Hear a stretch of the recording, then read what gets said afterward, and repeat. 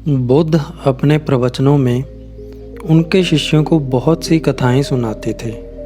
यह कथा भी उन्हीं में से एक है।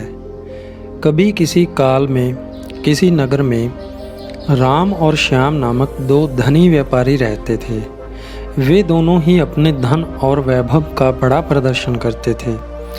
एक दिन राम अपने मित्र श्याम के घर उससे भेंट करने के लिए गया। राम ने देखा कि श्याम का घर बहुत विशाल और 3 मंजिला था।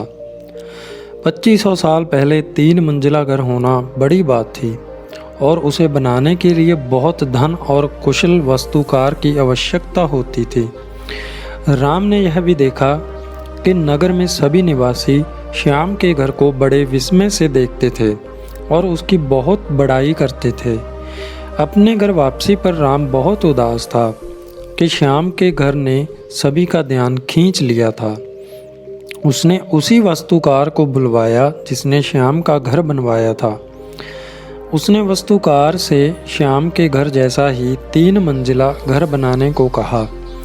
वास्तुकार ने इस काम के लिए हामी भर दी और काम शुरू हो गया। कुछ दिनों बाद राम काम का मुआयना करने के लिए निर्माण स्थल पर गया।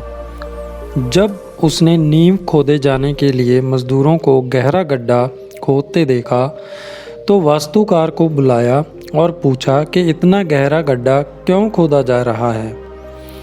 मैं आपके बताए अनुसार 3 मंजिला घर बनाने के लिए काम कर रहा हूँ, वास्तुकार ने कहा। उसने आगे कहा, सबसे पहले मैं मजबूत नींव बनाऊंगा, फिर क्रमश पहली मंजिल, दूसरी मंजिल और तीसरी मंजिल बनाऊंगा। मुझे इस सब से कोई मतलब नहीं है, राम ने कहा। राम ने आगे कहा, तुम सीधे ही तीसरी मंजिल बनाओ और उतनी ही ऊंची बनाओ जितनी ऊंची तुमने श्याम के लिए बनाई थी। नींव की और बाकी मंजिलों की परवाह मत करो। वास्तुकार ने कहा, ऐसा तो नहीं हो सकता। तो राम ने नाराज होकर कहा, ठीक है, यदि तुम यह नहीं करोगे तो मैं किसी और से करवा लूँगा।